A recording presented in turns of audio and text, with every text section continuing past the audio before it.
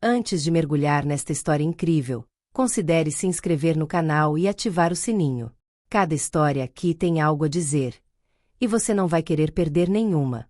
Em São Petersburgo, a cidade majestosa onde canais serpenteiam por pontes douradas e palácios antigos rivalizam entre si em esplendor, o inverno parecia particularmente rigoroso naquele ano. A neve caía em flocos pesados e silenciosos, cobrindo as ruas de paralelepípedos com um manto cor de marfim. Os postes de luz lançavam uma luz dourada bruxuleante, projetando sombras fantasmagóricas nas fachadas barrocas. A brisa gelada, cortante e implacável, soprava pelas avenidas arborizadas e nuas, transformando cada respiração em uma nuvem de gelo. Era a época de festas. Por toda parte, as vitrines das lojas brilhavam com decorações reluzentes, e os mercados de Natal fervilhavam de canções, risos e o aroma de especiarias. Mas, por trás das paredes opacas do Hermitage Louche, um dos estabelecimentos mais exclusivos da cidade, a atmosfera era bem diferente. No interior, a douração rococó, os lustres de cristal da Boêmia e as toalhas de mesa imaculadas criavam uma imagem de opulência discreta. As conversas eram abafadas, as risadas contidas e os olhares altivos. Era um lugar onde a elite se reunia para se exibir sem ostentação, negociar contratos secretos ou se envolver em política de poder sob o disfarce de jantares da alta sociedade. Anastasia Volchova, uma mulher esguia de passo fluido, movia-se entre as mesas com graça contida. Trabalhava como garçonete naquele santuário de privilégios havia quase 5 anos. Vinha de uma família modesta, vinda dos arredores de Colpino, um bairro operário da periferia. Filha de um motorista de bonde e de uma professora, ela fora abruptamente lançada na vida adulta aos 18 anos, quando seus pais morreram em um acidente causado por um motorista bêbado. Desde aquele dia, ela havia deixado de lado seus sonhos de faculdade para criar seu irmão mais novo, Dmitri, ainda adolescente, sacrificando suas ambições pela sobrevivência dele e pela sua. Todos os dias, ela vestia o uniforme preto e branco do Hermitage Louche como uma armadura, e por trás de seus olhos escuros e silenciosos escondia-se um vulcão de resiliência. Os clientes mal a notavam. Para eles, ela era apenas mais uma figura, uma engrenagem eficiente na grande máquina do luxo. Mas para seus colegas, ela era muito mais. A alma do restaurante. Ela conhecia cada prato, cada vinho, a alergia de cada cliente.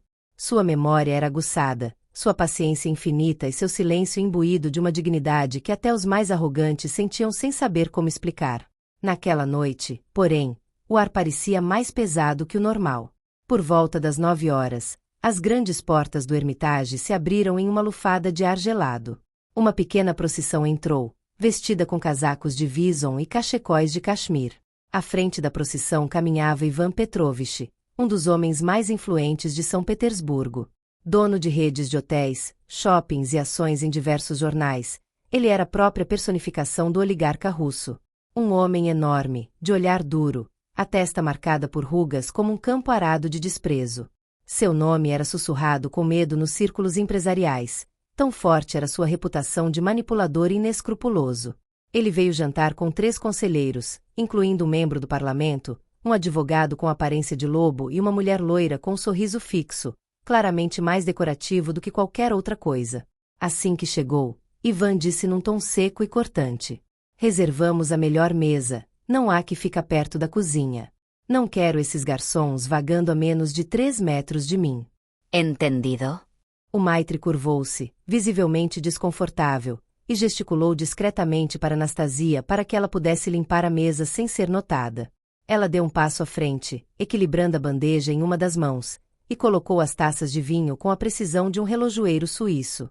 Ela aprenderá a não demonstrar nada, a engolir a humilhação como um gole amargo de vodka, cabeça erguida, olhos abertos. Mas naquela noite, algo dentro dela estava fervendo. Ivan Petrovich olhou para ela com tanto desprezo cru que ela sentiu uma sensação de queimação na garganta. Ele a encarou por um instante e, entre garfadas de caviar, apontou para ela como se apontasse para um móvel defeituoso. "Você, a garçonete. Você é paga para sorrir e obedecer, não para pensar. Seria bom se você se lembrasse disso. Seu trabalho é ser invisível. Então, faça o bem. Vá servir em outro lugar se não quiser ser um incômodo." Fez-se silêncio. As 3 pessoas à mesa riram, por reflexo ou submissas. O riso da loira foi falso, seco, quase doloroso. O maitre desviou o olhar. Anastasia, no entanto, permaneceu ereta. Um longo momento se passou. Então ela se aproximou calmamente. Seu olhar encontrou o de Ivan, sem desafios, mas sem medo. Havia uma escuridão calma, densa e inalterável em seus olhos, como a das florestas siberianas sob o luar. Estou aqui para servi-lo, Sr. Petrovich, disse ela com voz suave, porém firme. Mas respeito precisa ser conquistado. E esse é um luxo que nem mesmo a sua fortuna poderia lhe conceder. Os outros convidados ficaram paralisados, com os garfos suspensos no ar e os copos a meio caminho dos lábios. Um silêncio denso e elétrico pairou sobre a mesa, como se a própria atmosfera estivesse prendendo a respiração. As risadas embriagadas cessaram imediatamente, substituídas por um desconforto palpável. Mas Ivan não pareceu perturbado. Pelo contrário, explodiu numa risada rouca e sonora, uma risada que transbordava arrogância e desprezo. Então você acha que está me educando, garçonetezinha? Disse ele, em tom de zombaria. Você, uma garota sem nome, esquecida antes mesmo de sair da mesa? Você não passa de um peão neste mundo. Substituível. Insignificante. As palavras soaram como tapas, e alguns dos convidados trocaram olhares constrangidos, sem saber se deveriam intervir ou se recolher ao próprio conforto. Anastasia sentiu o coração bater forte no peito, mas seu rosto permaneceu impassível, esculpido em feroz serenidade. Não, Sr. Petrovich, respondeu ela calmamente, não estou tentando educá-lo. Simplesmente acredito que todo ser humano, independentemente da posição social, merece o mesmo respeito. Não é um luxo distribuído de acordo com riqueza ou poder. É uma obrigação humana, a base de toda a decência. Houve um breve momento de hesitação. Então os olhos de Ivan escureceram, seu olhar endureceu como pedra. Ele se levantou abruptamente, fazendo a cadeira render no piso de parquet laqueado do restaurante. Seu movimento foi tão brusco que uma das taças de cristal tombou, derramando um fio de vinho tinto que se espalhou como uma mancha de sangue pela toalha de mesa branca. Sério? Ele rugiu. Você acha que consegue me enfrentar? Você deveria saber quem eu sou. Você não sabe com quem está lidando. Ele enfiou a mão no bolso interno do casaco de cachemir, tirou uma carteira de couro preta, obviamente feita sob medida, e extraiu um cartão rígido, preto e dourado, com um logotipo discreto. Jogou-o sobre a mesa com um baque. Aqui está meu cartão do Char, o clube mais exclusivo de Moscou. Sou o acionista majoritário. Sou dono de vários estabelecimentos nesta cidade. Eu poderia fechar este restaurante se quisesse. Você não é nada. Apenas um rosto anônimo em um uniforme preto e branco. A ameaça pairava no ar, real, cortante. Os comensais desviaram o olhar, alguns encarando seus pratos com uma culpa silenciosa, outros observando Anastasia com uma atenção estranha, como se esperassem que ela se rendesse ou pedisse desculpas. Mas Anastasia permaneceu de pé. Sentiu o olhar da chefe de mesa em suas costas, nervoso, quase implorando para que ela cedesse. Mas ela não cedeu. Não desta vez. Respirou lenta e profundamente, como se quisesse se lembrar dos invernos da infância, da dureza dos anos que passou criando Dmitri sozinha, do peso de tudo que havia superado. Então, com uma voz firme e calma, ela disse: Cresci nos quarteirões cinzentos da Nevsky 22, Sr. Petrovich, onde os elevadores só funcionam quando o tempo está bom e as crianças aprendem a correr antes de andar, para evitar problemas. Perdi meus pais muito cedo. Trabalhei dia e noite para alimentar meu irmão. O que tenho, devo apenas à minha tenacidade. Ela fez uma pausa. Seus olhos encontraram os de Ivan, sem piscar. Estou aqui para prestar um serviço digno, não para me submeter. Eu respeito você, contanto que você me respeite. Mas não vou me curvar. Nem para você. Nem para ninguém. Seguiu-se um longo silêncio. Parecia que o próprio ar havia congelado, suspenso em tensão elétrica. Olhos se cruzaram sobre a mesa como lâminas silenciosas. O tilintar dos talheres foi diminuindo gradativamente, até desaparecer completamente, abafado pela atmosfera que se tornará quase sagrada. Até as velas pareciam tremeluzir mais lentamente. A maioria dos convidados, impressionada com a calma e segurança de Anastasia, baixou os olhos, envergonhada por não ter dito nada. Outros a observavam com um misto de respeito e espanto. Não se tratava de uma rebelião. Era uma lição. Uma verdade dita em voz baixa, num lugar feito para pompa e circunstância.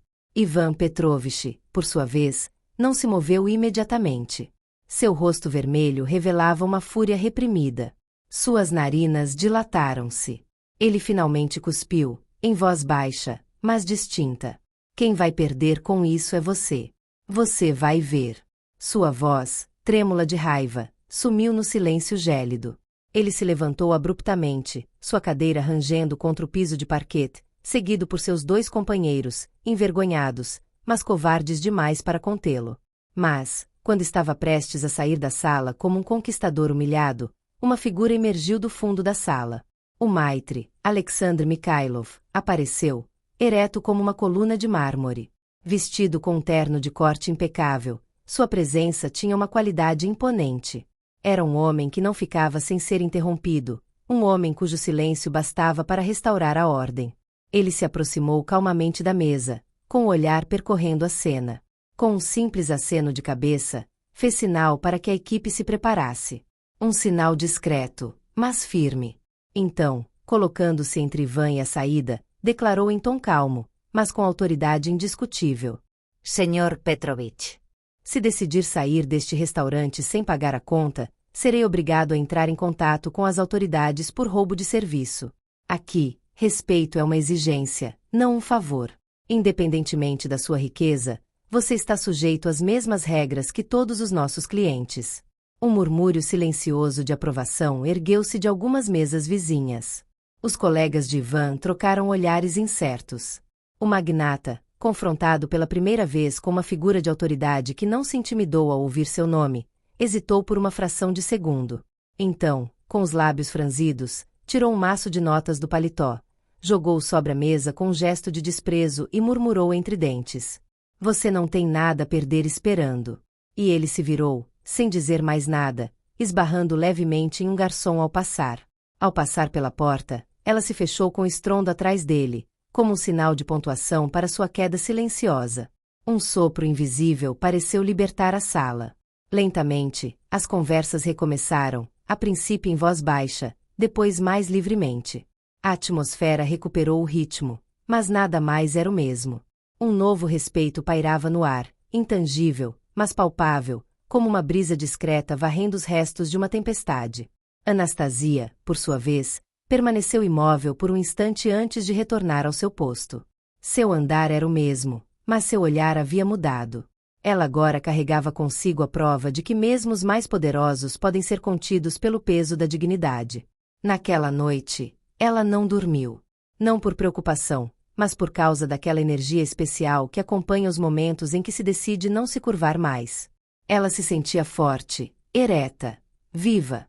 Semanas se passaram. O incidente rapidamente se espalhou pelo bairro e, em seguida, pela cidade. Alguns clientes voltaram especificamente para ver a garçonete que havia enfrentado Ivan Petrovich. Outros a agradeceram silenciosamente com um olhar ou um sorriso. Os funcionários expressaram uma admiração discreta, mas sincera, por ela. Quanto a Ivan, ele nunca buscou vingança. Rumores diziam que ele havia sido convocado para uma festa de gala onde lhe sussurraram ao ouvido que seu comportamento havia manchado sua imagem. Ele compreendeu, com a lenta lucidez de homens orgulhosos, que o dinheiro não pode lavar toda a vergonha. E que um nome poderoso pode vacilar diante de uma frase simples, dita por uma mulher considerada insignificante. Anastasia, por outro lado, nunca precisou se explicar. Continuou a trabalhar como sempre, com cuidado e elegância. Mas agora, quem a olhava sabia que ela não era apenas uma garçonete.